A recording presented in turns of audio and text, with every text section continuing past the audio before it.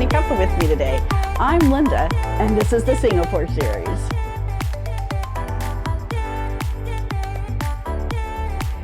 All right, my friends, we are going to try a brand freaking new tea and manufacturer to us today, and I'm super duper excited. One of our first days that we were there in Singapore, we went down to one of the markets. They have they call them hawker markets, and it's basically a whole bunch of little food stalls with people, selling foods, all different kinds of foods. Well, before we got to this one hawker market, there was this, I guess it was, for lack of a better word, it was like a mall, only it was just along the street. Everything was street view. I don't know how to explain it. And there was a courtyard in the middle. It was very interesting. And so we went into this shop because I saw, teas everywhere, tons of teas. And they had all of these beautiful jade pieces of like Gawains and things like that, and Yexing teapots, and just china out the wazoo. And I oh my gosh, their stuff was just absolutely beautiful, but it was priced well out of my reach. But I kind of shifted myself and I went over to the tea part of it, and I decided to get some teas that I have never had before, never heard of before, don't know anything about. I just kind of went into it blindly. The lady that was helping me, she was young and adorable, and we had a bit of a language barrier. And that's okay, because you never know how much you can get across with someone by pointing and nodding and using just a few basic words. But so one of the teas I got was this one right here, and it is, and I'm going to say it wrong, Bai Lo Chung. It is a non-fermented green tea. It's a Chinese green tea. It is in a red metal box. This is 100 grams, and it is 57 Singaporean dollars, which was by far one of the most expensive teas that I bought there, because I bought 3 of them. So according to the website, this is from and I'm going to say this wrong as well, the Jiangsu province in China. The appearance of it is curly buds and tiny leaves, rolled like a spiral, greenish colored with white hairs. It is a refreshing fragrance with a delicate floral and fruity aroma. The taste is rich and a sweet aftertaste, with the liqueur being clear and brightish yellow-green. So we're going to look for something kind of a chartreusey color. Water temperature is between 75 and 80 degrees Celsius. So let's make sure we're there. And it's 50 ml to 70 ml tea to water ratio. Our brewing method is warm up the tea set and then hot water and then discard. Add the leaves to the teapot, fill with hot water and discard immediately to rinse the leaves. Fill with hot water and steep for 50 seconds to 1 minute before serving.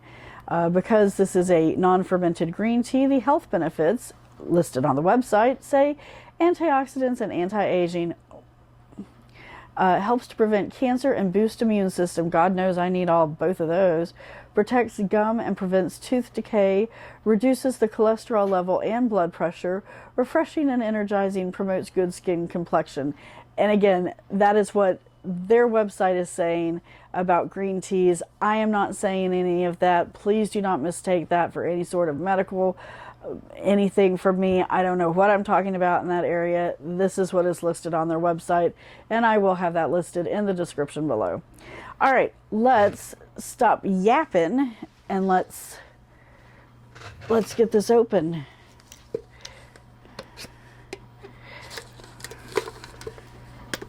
I'm just so excited. So excited! All right. Okay, so it is a matte box that has glossy parts to it, beautiful paper label. It's quite a nice box from the outside. Opening it, it's not double sealed. Oh, let's see.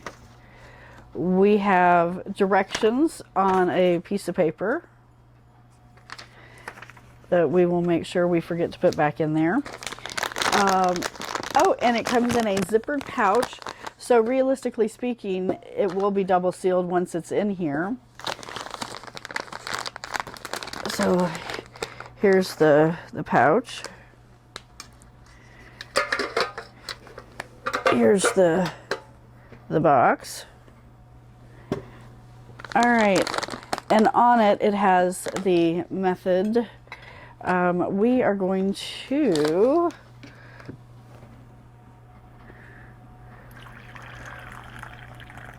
warm up our cup like it says to do.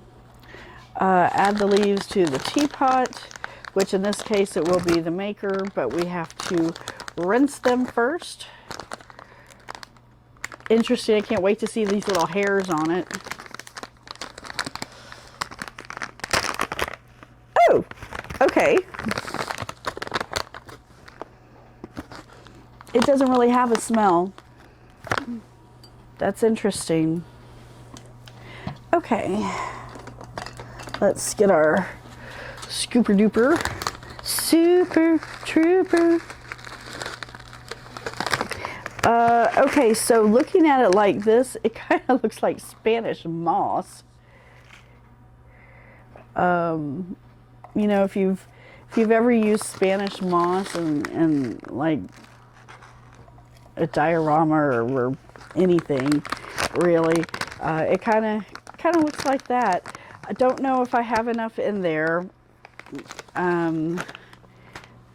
so we're going to rinse our leaves.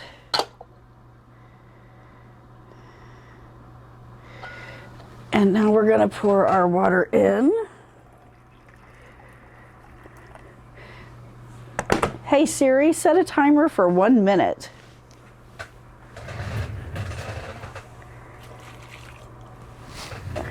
All right, I just poured that in my recycle clay.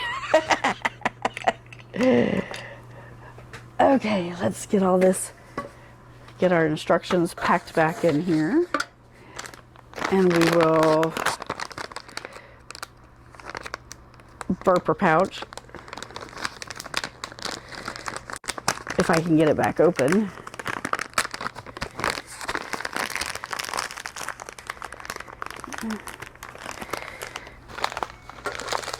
Okay.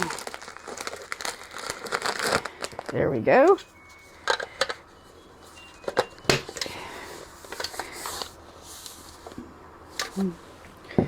All right. We'll stick that there and move our knife. It's very interesting. Well, you might be able to, hey Siri, stop timer.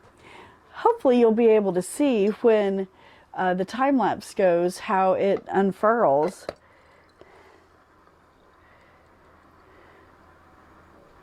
And again, these leaves can be re-steeped several times. According to it, it says each serving of leaves can be brewed several times. Extend the steeping time subsequently by 10 to 30 seconds to maintain the mellow taste. So we'll move this. Just want to show you, if you can see the interesting how the leaves are. Smelling it this way, it does smell like vegetable. It has that sencha smell that, you know, that I've talked about before, even though it's not a sencha. It is a very pale yellow. I can see a little bit of green in it. It's not quite as chartreusey as I was expecting, but it's quite lovely. It's clear. There is a little bit of particulate in it. Smelling it in the cup, it does have a little bit of a vegetable smell to it. Let's see, it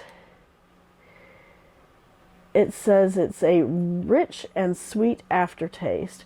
refreshing with a delicate floral and fruity aroma. Okay, let's give it a try.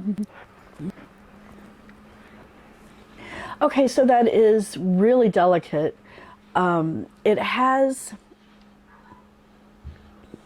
a little bit of that vegetable taste to it.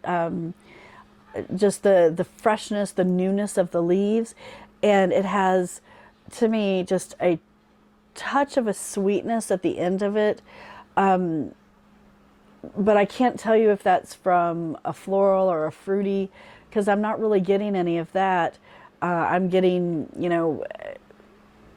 fresh tea, fresh like vegetable taste with a sweetness. And the aftertaste is a touch sweet, but it's not, sticky sweet or anything like that. It's quite lovely.